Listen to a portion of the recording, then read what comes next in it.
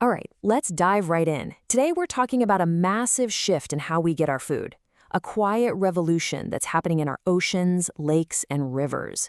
We're talking about aquaculture. And you know what? It's probably a lot closer to your dinner plate than you think. So let me just ask you a quick question. When you picture that piece of salmon or those shrimp you had for dinner, where do you imagine it came from? For most of us, it's the open ocean, right? We think of fishing boats, nets, the wild sea. But what if I told you that picture is now officially out of date? Because, and this is a big deal, for the very first time in all of human history, most of the aquatic food we eat comes from a farm, not the wild ocean. This isn't just a small change, it's a monumental tipping point for our entire global food supply. And this isn't some forecast for the future, it's already happened. 2022. That was the year. The moment when farmed aquatic food production officially overtook everything caught in the wild. Just let that sink in for a second. It means humanity has officially shifted from being hunters of the sea to farmers of the water. That's historic. And that incredible shift is exactly why we're calling aquaculture the new king of seafood. But to really get what's going on with this revolution, we've got to ask a basic question. What even is aquaculture? Because as you're about to see, it is so much more than just a few fish in a pond. Okay, so at its core, aquaculture is pretty simple. It's the farming of life in water. But we're not just talking about fish here. This is a super broad term that covers everything from mollusks, like oysters and clams, to crustaceans like shrimp, and even aquatic plants like seaweed. The key ingredient here is controlled conditions. And that's really the fundamental difference. Think about it this way. Traditional fishing is all about harvesting. It's going out and taking wild animals from their natural home. Aquaculture, on the other hand, is farming. It's an active process. You're involved in raising them, feeding them, protecting them. So one is like picking wild berries, the other is like planting an orchard. And while this all feels very modern, the idea itself is ancient. I mean, we're talking about evidence of carp farming in China over 8,000 years ago. We've got Egyptian paintings from 1500 BC that clearly show people farming tilapia. But yeah, the modern industry we see today, that really kicked into high gear in the 1960s, mostly because we realized our wild fisheries just couldn't keep up with demand.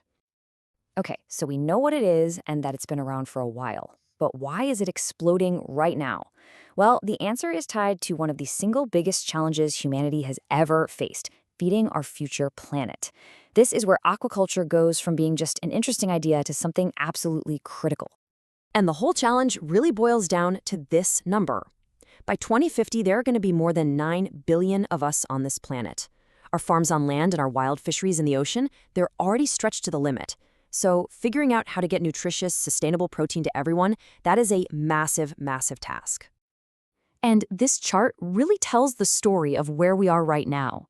Aquaculture already provides more than half, over 50% of all the seafood eaten around the world. It's not just a little helper to wild fishing anymore. It is the main source of seafood for billions of people. But its impact goes way beyond just putting food on our plates. It's a huge economic engine, creating jobs, often in rural and coastal areas that really need them. It's also driving all kinds of innovation in biofuels and even medicine. And this is a big one. It's a conservation ally. By giving us a reliable source of seafood, it takes some of the immense pressure off our wild fish populations, many of which are in serious trouble. Which, of course, brings us to the final and maybe the most important part of this whole story: the challenges and the innovations. Because with this kind of explosive growth comes a huge responsibility. Can we actually make sure aquaculture grows in a way that's sustainable? Yeah, this is the million-dollar question, isn't it? Because with any kind of large-scale food production, you have to ask, is it sustainable? The answer depends entirely on how we manage it. And let's be honest, the aquaculture industry is facing some pretty significant hurdles.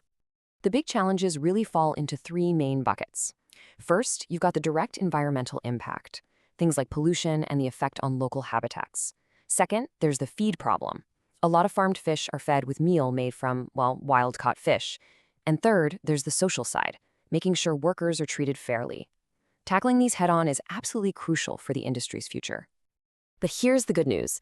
Innovation is at the absolute heart of solving these problems. We're seeing a clear path to sustainability emerging, We're talking about circular systems where waste from fish becomes fertilizer for plants. We're developing amazing new feeds from insects and algae that don't rely on wild fish. And we're using incredible tech, like AI and advanced genetics, to farm smarter and cleaner than ever before. And this quote just nails it, right? The entire future of aquaculture depends on one thing: its ability to innovate in a sustainable way. The goal isn't just about making more food, it's about doing it in a way that actually protects the health of our planet's ecosystems. So we end here. This is the central question that's going to define a huge part of our food future. Can we farm our waters to feed a growing world without it costing the Earth? The answer? Well, it lies somewhere in the balance between our amazing ingenuity and our sense of responsibility. Thanks so much for watching.